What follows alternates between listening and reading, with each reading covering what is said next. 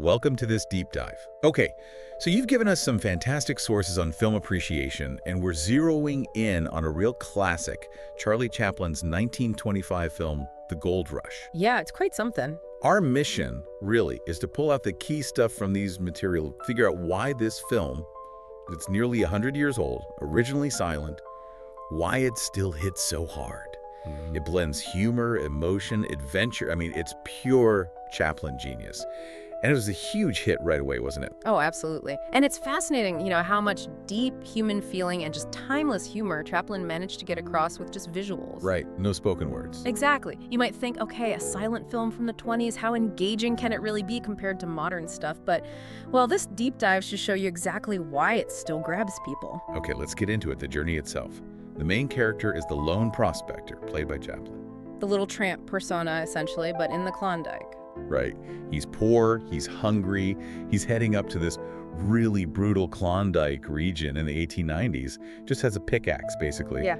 And this dream of striking gold. But the challenges, they're immense. Yeah, what does he face out there? It's not just about finding gold, is it? Not at all. I mean, the Klondike itself, it's almost like a character trying to crush him. You've got these insane blizzards. Disorienting, trapping. Exactly, and just constant gnawing hunger. Starvation is a very real threat. Plus, other people out there are desperate too. Dangerous criminals, yeah. It's a perilous place. Right. Really strips everything down to survival. But even with all that isolation, that hardship, he's not completely alone on his journey, is he? How do the other characters like Georgia and Big Jim come into play? They're absolutely crucial, these relationships around the whole thing. He meets Georgia, played by Georgia Hale. She's a dance hall girl. And he's instantly smitten. Completely. And then there's Big Jim McKay.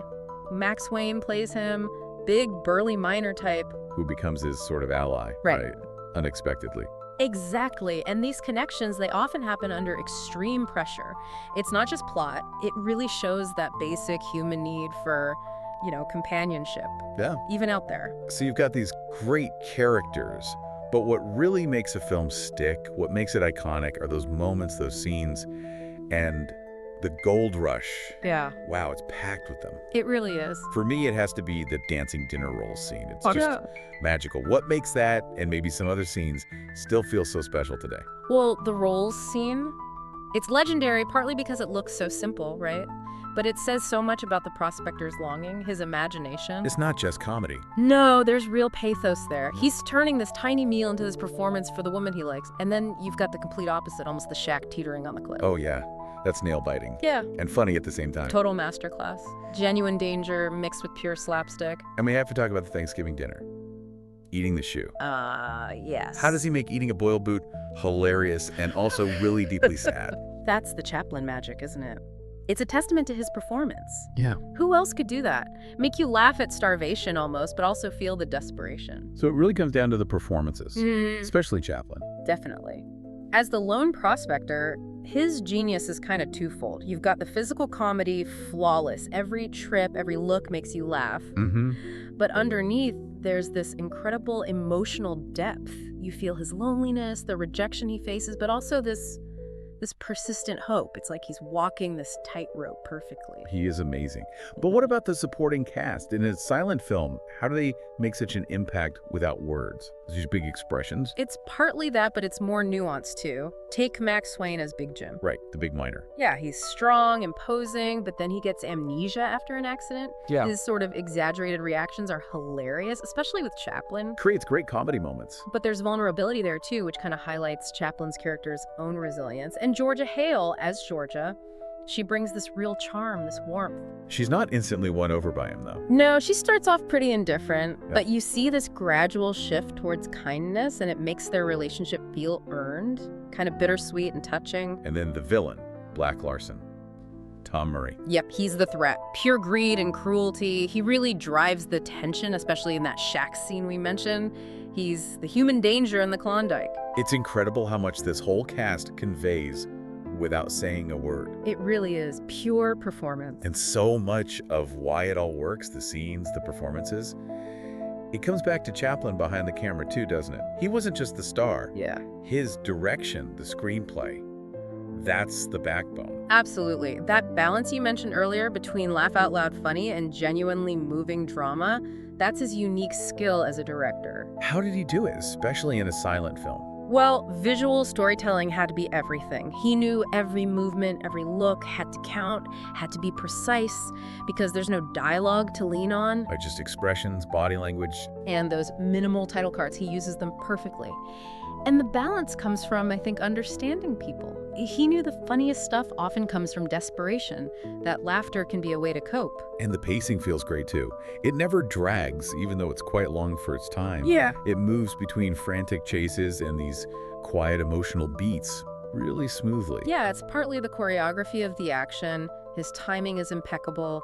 He knows when to let a moment land emotionally and when to ramp up the physical comedy or the danger. Even the sets contribute, right? The snowy landscapes, those little cabins. They create this atmosphere that feels both real, really harsh, but also kind of dreamlike sometimes. It adds to that balance. And the story itself, the screenplay. Yeah.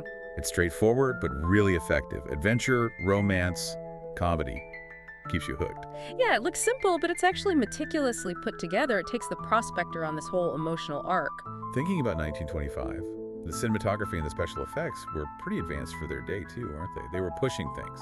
Oh, definitely. That shack scene again. Thinking about how they did that without computers is kind of mind-blowing. How did they do it? A lot of it was really clever miniature work, painstakingly built models, and careful camera angles. They also used forced perspective quite a bit. The optical illusion trick. Exactly, making things look bigger or smaller, closer or further away than they are. It made you really believe that Shaq was about to fall. Heightens the stakes and the humor. And I love the snow effect trick. Yeah. Real snow was hard to film reliably. So they used salt and flour. Ingenious. Just shows the creativity they needed back then. It really does, born out of necessity. And, while it started silent, the Gold Rush actually got a second life later on. That's right. Chaplin re-released it in 1942. But he added stuff, didn't he? He did. He added his own musical score, which he composed himself, and he added narration, his own voice narrating the story. Why did he do that? Was it just because talkies were the thing by then? That was a big part of it.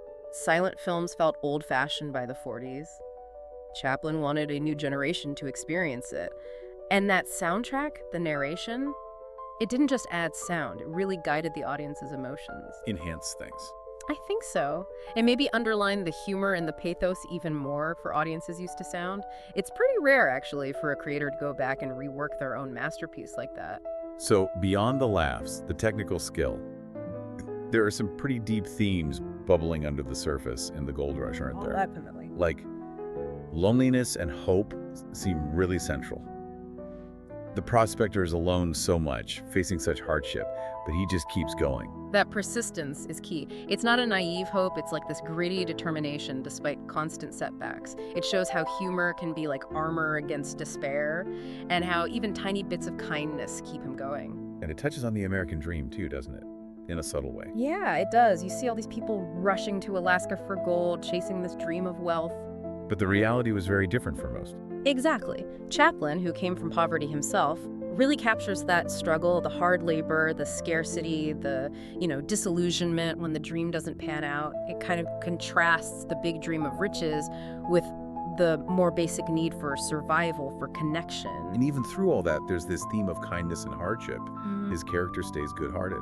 Yeah, despite everything thrown at him, despite being rejected or cheated, he maintains this sort of fundamental decency. That's what makes him so endearing, I think. All these layers. Yeah. It's why it has such a lasting legacy. For sure. I mean, The Gold Rush is consistently ranked as one of the greatest films ever made. Its influence on comedy, on filmmaking, it's huge. And people still reference those scenes today, like the dancing rolls, nearly 100 years later. It's incredible, and it being added to the U.S. National Film Registry back in '92. For being culturally, historically, or aesthetically significant. Right. That just seals its importance, its universal appeal. So, wrapping this up, what's the takeaway for us today? This deep dive, really, for me, highlights why Chaplin is seen as the king of silent comedy. He didn't just mix humor and heart. He perfected it. Yeah, perfected visual storytelling. It's a masterpiece that's still so enjoyable, so relevant. If you haven't seen it, it's a must-watch. Whether you love comedy, drama, classic film. It covers all bases, and maybe connecting it to the bigger picture, it leaves you with a question, doesn't it? For you, our listener, if a film this old, originally made with no spoken words at all, can still grab our hearts and imaginations so powerfully, What does that really tell us about the pure power of visual storytelling, of raw human emotion on screen? And maybe how much more we can actually see when we quiet the noise and just watch. Exactly, something to think about.